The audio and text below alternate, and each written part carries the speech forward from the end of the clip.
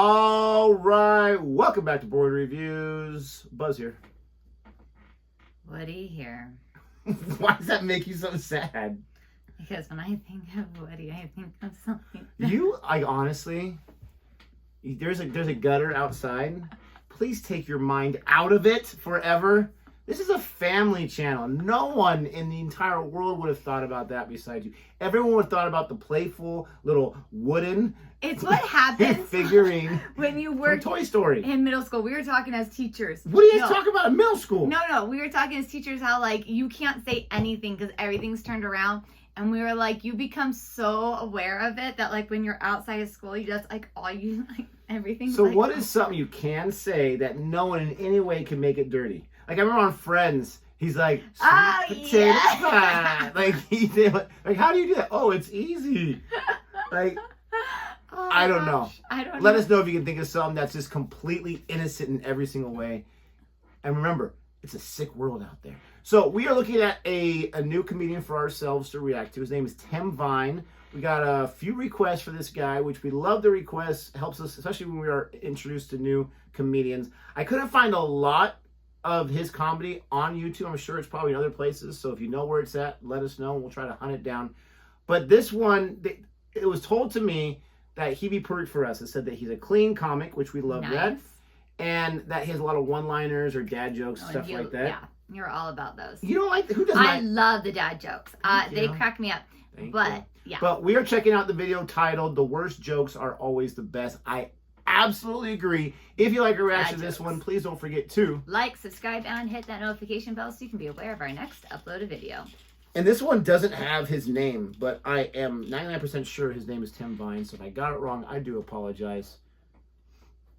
Let's go ahead and see what this is all about. Here she goes. This bloke said to me, he said, I'm going to dress up as a small island off the coast of Italy. I said, don't be so silly. And I met the man who invented windowsills. What a ledge. So I said to this New Zealand bloke, I said, I'm going to a Swedish furniture shop. He said, does it look like IKEA? IKEA. This song is called Subtraction. Take it away. It's got a whole bunch of them. Banag, that's bang out of order.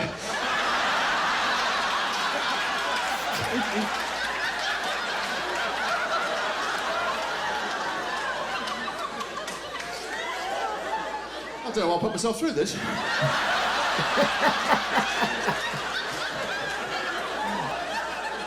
Someone at the binoculars shop, I tell you what, they saw me coming. Yeah, they did. So I went down to a local pub. Do you like local jokes? Yeah, me too. They're right up my street. I said, I bet you can't name a single subject I don't have a joke about. He said, beavers. I said, damn. But you know, the first job I ever had in this business, I was playing the back half of a pantomime wasp.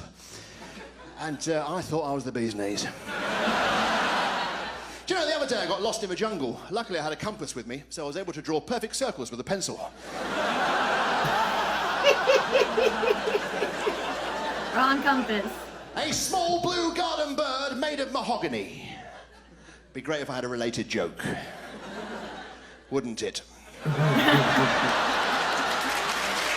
like when you make us wait for it. Yeah. So I said to this bloke, I said, me and some friends have just been talking about you. He said, you disgust me. I said, yes, we did.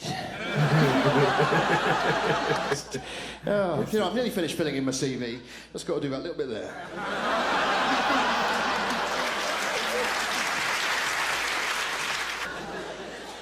All right, pipe down. Something props. Ladies and gentlemen, I'll leave you with this, because to be honest with you, it doesn't belong to me. I didn't bring it with me. So I was standing on the beach, I walked into the waves holding a tub of Tara Masalata. Bloke said to me, he said, what are you doing? I said, I'm taking a dip in the sea.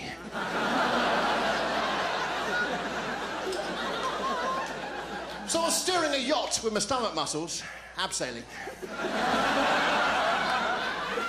And this farmer came up to me, he said, I've got 68 sheep, can you round them up for me? I said, sure, 70. That was funny. So, the only reason I react to the way I did at the beginning is because I love dad jokes and one-liners, but I'm not the biggest fan of them back to back like that. I like the story that builds up and takes you on.